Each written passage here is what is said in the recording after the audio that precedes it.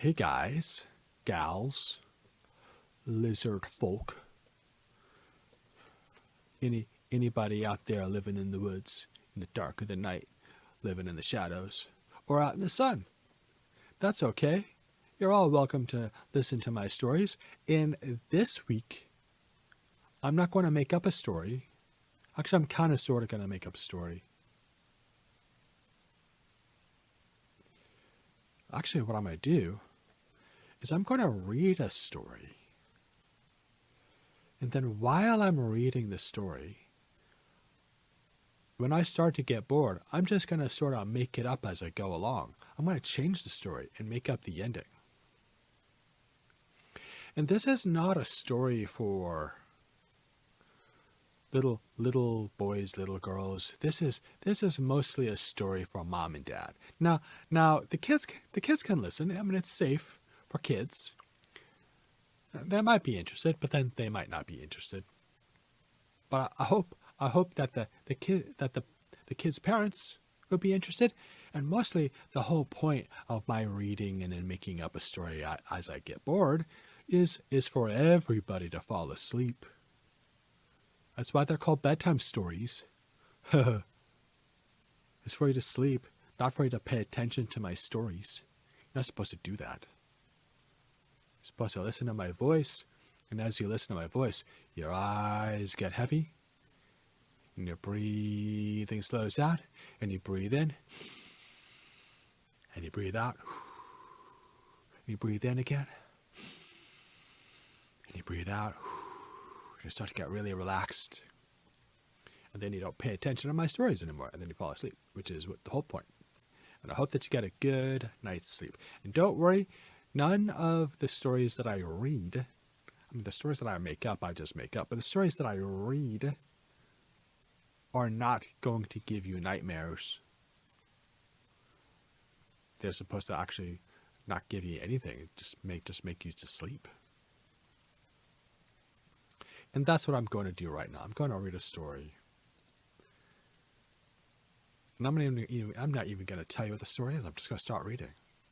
And as I start reading, I'm just going to start making stuff up while I read. So that's not really a good way to tell a story. You're supposed to read the story out loud for people. But I kind of have trouble focusing on things and paying attention to things. And my mind starts to wander, and my attention gets a hold of me, and I can't really control it. It just kind of goes where it wants to go. But don't worry, it always goes to a safe place, not a scary place. My mind's not like that. No, because I'm Uncle Johnjohn, here to tell you a story.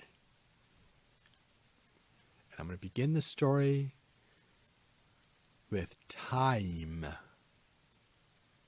That's right. At 9:30, Jim and Clark met in front of Soda Sam's and started for the country club in Clark's Ford. Jim asked Clark casually as they rattled through the jasmine-scented night, "How do you keep alive?" The jelly bean paused, considered. "Well," he said finally, "I got a room over Tilly's garage. I help him some with the cars in the afternoon, and he gives it to me for free. Sometimes I drive one of his taxis and pick up a little that away. I get fed up doing that regular, though." "That all?" "Well, when there's a lot of work, I help him by the day, Saturdays usually. And then there's one main source of revenue I don't generally mention. Maybe you don't recollect I'm about the champion crapshooter of this town. They make me shoot from a cup now, because once I get the feel of a pair of dice, they just roll for me." Clark grinned appreciatively. "I never could learn to set 'em so they'd do what I wanted. Wish you'd shoot with Lancia Lamar someday and take all our money away from her. She will roll 'em with the boys, and she loses more than her daddy can afford to give her. I happen to know she sold a good ring last month to pay a debt." The jelly bean was non-committal. "The White House on Elm Street still belong to you?" Jim shook his head. Sold. Got a pretty good price, seeing it wasn't in a good part of town no more. Lawyer told me to put it into Liberty bonds, but Aunt Mammy got so she didn't have no sense, so it takes all the interest to keep her up at Great Farm Sanitarium. I got an old uncle upstate, and I reckon I can go up there if ever I get sure enough poor. Nice farm, but not enough people around to work it. He's asked me to come up and help him, but I don't guess I'd take too much to it. Too doggone lonesome. He broke off suddenly. Clark, I want to tell you I'm much obliged to you for asking me out, but I'd be a lot happier if you just stopped the car right here and let me walk back into town. Shucks, Clark grunted. Do you get to step out? You don't have to dance. Just get out there on the floor and shake. Hold on, exclaimed Jim uneasily. Don't you go leading me up to any girls and leaving me there so I'll have to dance with them. Clark laughed. Cuz, continued Jim desperately, without you swear you won't do that, I'm going to get right out here and my good legs are going to carry me back to Jackson Street.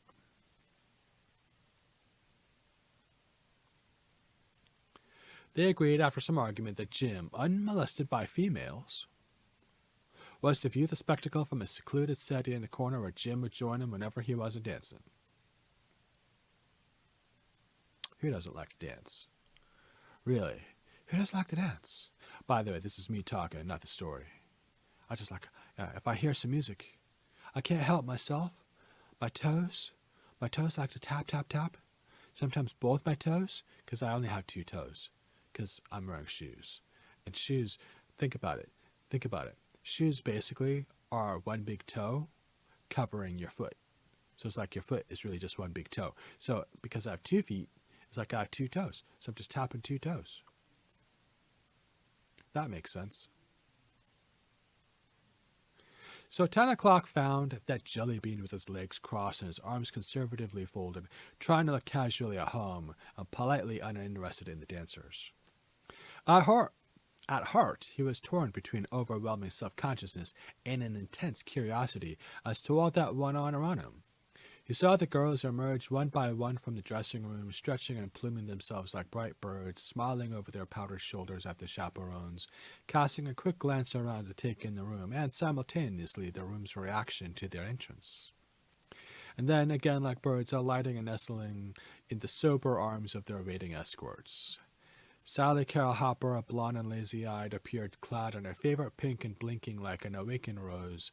Marjorie Haight, Marilyn Wade, Harriet Carey, all the girls he had seen loitering down Jackson Street by noon, now curled and brilliantined and delicately tinted for the overhead lights, were miraculously strange Dresden figures of pink and blue and red and gold, fresh from the shop, and not yet fully dried.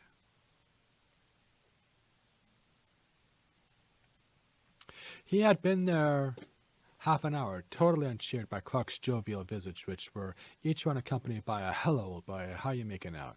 and a slap at his knee.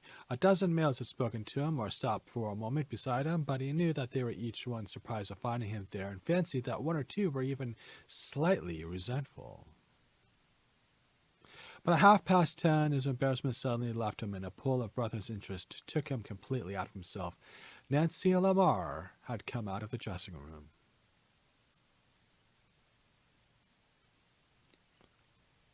She was dressed in yellow organdy, a costume of 100 cool corners, with 3 tiers of ruffles and a big bow and back until she shed black and yellow around her in a sort of phosphorescent luster. The Jellybean's eyes opened wide and a lump arose in his throat, for she stood beside the door until her partner hurried up. Jim recognized him as the stranger who had been with her in Joe Ewing's car that afternoon. He saw her set her arms akimbo and say something in a low voice and laugh. The man laughed too, and Jim experienced a quick pang of a weird new kind of pain. Some ray had passed between the pair, a shaft of beauty from that sun, and that warmed him a moment since. The Jellybean felt suddenly like a reed in a shadow. A minute later, Clark approached him, bright-eyed and glowing. "Hi, old man," he cried with some lack of originality. "How you making out?" Jim replied that he was making out as well as could be expected. You come along with me, commanded Clark. I've got something that'll put an edge on the evening. Jim followed him awkwardly across the floor and up the stairs to the locker room, where Clark produced a flask of nameless yellow liquid. Good old corn. Ginger ale arrived on a tray. Such potent nectar as good old corn needed some disguise beyond seltzer. Sad boy, exclaimed Clark breathlessly. Doesn't Nancy Lamar look beautiful? Jim nodded. Mighty beautiful, he agreed. She's all dolled up to a fare-you-well tonight, continued Clark. Notice that fellow she's with? Big fella, white pants? Yeah. Well, that's Ogden Merritt from Savannah. Old man Merritt makes the Merritt safety razors. This fella's crazy about her, been chasing after her all year. She's a wild baby, continued Clark, but I like her, so does everybody. But she sure does do crazy stunts. She usually gets out alive, but she's got scars all over her reputation from one thing or another she's done. That's so? Jim passed over his glass. That's good corn. Not so bad. Oh, she's a wild one. She's crops, say, boy, and she do like her highballs. Promise I'd give her one later on. She in love with this Merritt? Darned if I know. Seems like all the best girls around here marry fellas and go off somewhere. He poured himself one more drink and carefully corked the bottle. I gotta go dance, and I'd be much obliged if you just stick this corn right on your hip as long as you're not dancing. If a man notices I've had a drink, he'll come up and ask me, and before I know it, it's all gone and somebody else is having my good time. So Nancy Lamar was going to marry. This toast of a town was to become the private property of an individual in white trousers, and all because White Trousers' father had made a better razor than his neighbor. As he descended the stairs, Jim found the idea inexplicably depressing. For the first time in his life, he felt a vague and romantic yearning. A picture of her began to form in his imagination. Nancy walking boylike and debonair along the street, taking an orange as tithe from a worshipful fruit dealer, charging a dope on a mythical account as Soda Sam's, assembling a convoy of beaux, and then driving off in a triumphal state of an afternoon of splashing and singing. The jelly bean walked out on the porch to a deserted corner, dark between the moon on the lawn and the single-lighted door of the ballroom. There he found a chair, and lighting a cigarette, drifted into the thoughtless reverie that was his usual mood. Yet now it was a reverie made sensuous by the night and by the hot smell of damp powder puffs tucked in the fronts of low dresses, and distilling 1,000 rich scents. To float out through the open door. The music itself, blurred by a loud trombone, became hot and shadowy, a languorous overtone to the scraping of many shoes and slippers. Suddenly the square of yellow light that fell through the door was obscured by a dark figure. A girl had come out of the dressing room and was standing on the porch not more than 10 feet away. Jim heard a low-breathed doggone, and then she turned and saw him. It was Nancy Lamar. Jim rose to his feet. Howdy? Hello, she paused, hesitated, then approached. Oh, it's Jim Powell. He bowed slightly, tried to think of a casual remark. Do you suppose she began quickly. Do you know anything about gum?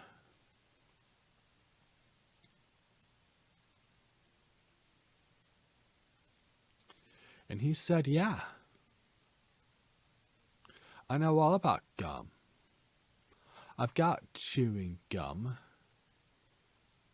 Do you want some chewing gum? And she was like, depends, what kind of chewing gum? Well, there's Starburst. I guess that's not a gum. That's like a chewy candy. And then there's Wrigley's gum. Do they still make Wrigley's gum? I guess, when I was growing up, the only flavor you could get was spearmint. By the way, what is spearmint? I don't even know what spearmint is. Don't you just call it mint? Don't you have a mint? Like, what is a spearmint? It's just mint. I don't know. What's going on with that? I know bazooka gum. Bazooka is the kind that comes with like a sticker. And then Topps baseball cards used to come with gum. So you'd open up the foil wrap and you pull out your baseball card. And I didn't really care about that. But for a while, they did this with Star Wars cards. That was really the bomb.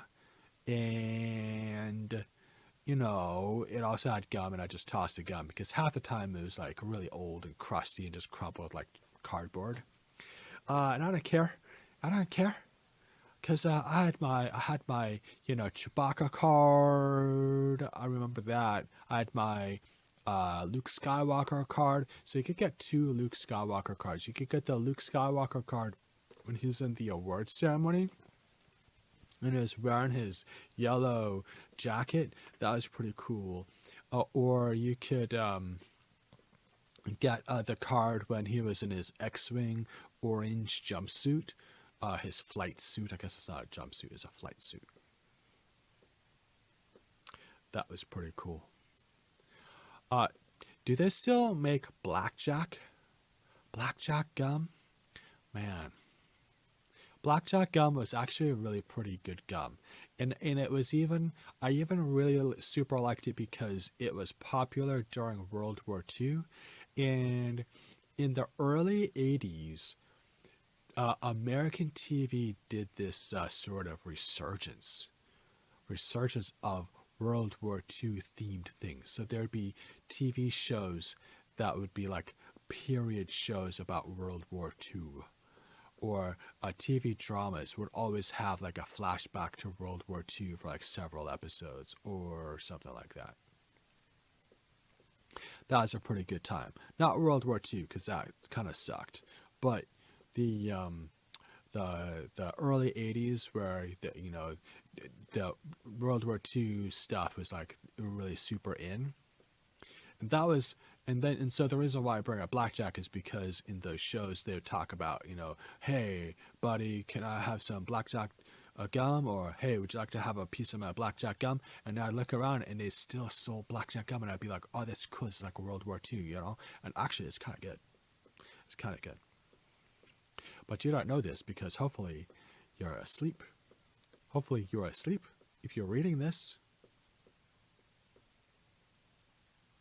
And if you're not reading this, of course not you're reading this, you're listening to this. That's silly. That's very silly. How can you read this if it's a podcast? But you could be watching this. You could. It is a video where I show the pictures that I use to make up my stories. But I'm not showing pictures because I'm reading a story. But somewhere along this story, I got bored and I just started making up, stuff that happened. Sort of like when I'm talking about gum. Oh yeah, that's right. I need to talk about gum. So this guy Jim is going to sell Nancy Lamar some gum, and he says, "Hey, I'll give you a piece of a stick," because that's what you call a piece of gum, a stick. I'll give you a stick of my fruit roll-up gum. Which one do you want? Do you want banana, cotton candy, or cherry tomato? And Nancy Lamar said, "Ew, cherry tomato? No way, that's gross." And he said, "Well, I lied. I don't have banana.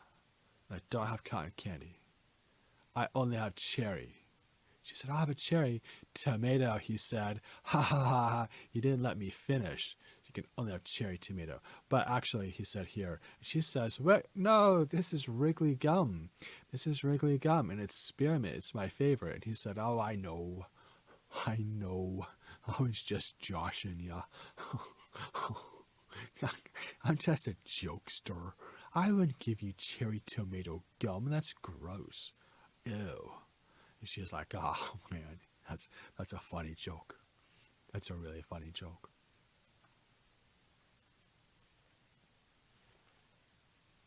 So then they were talking about, their favorite gum flavors, and then Nancy Lamar's boyfriend came out, and he saw she was with Jim, and he was like super jealous. He said, "What are you doing with my girlfriend?"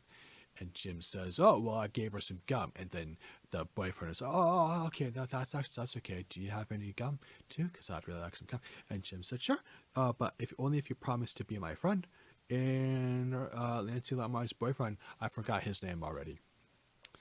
He had a name, but I forgot what it was. But anyway, they became friends, and so they sat together, chewing gum and talking about their favorite gum flavors. And then one of them looked at their phone, and saw what time it was. I don't know if they have smartphones in this story. I don't know. This is a story written by F Scott Fitzgerald. I'm pretty sure he had a smartphone, so he could see what time it was. So anyway, one of them, Jim or Nancy Lamar, or Nancy Lamar's boyfriend, who's also Jim's new friend. So they're all friends now. One of them looked at the phone and said, "Oh no, it's getting really late. It's getting really late. It's like 7:30. 7:30. Oh, and I gotta go to bed." So they were like, "Okay, let's go," and they left. And then they took the bus that brought them back downtown. And then Jim went and slept in a box, because I guess he lives in a box next to a car parts store, I guess. But he was happy there, so that's fine. It's cool, whatever. I mean, he sleeps in a box inside the car parts store. And then Nancy Lamar went to her home, and she watched reruns of the Gilmore Girls while she was chewing gum. And then Nancy Lamar's boyfriend went home, and he played a little bit of Minecraft, not too much Minecraft, and then he swallowed his gum. And that's not good, because you know what happens when you swallow your gum? It stays inside you for 7 years. That's a true story. I once had a friend who swallowed gum when he was 7 years old, and now he's like 67, and the gum's still there, and it grew a gum tree inside him.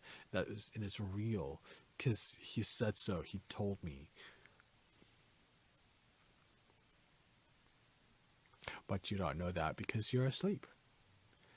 And with that, I'm going to say this is the end of my story.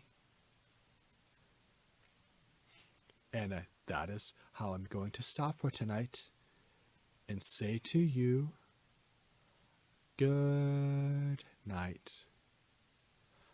Good night.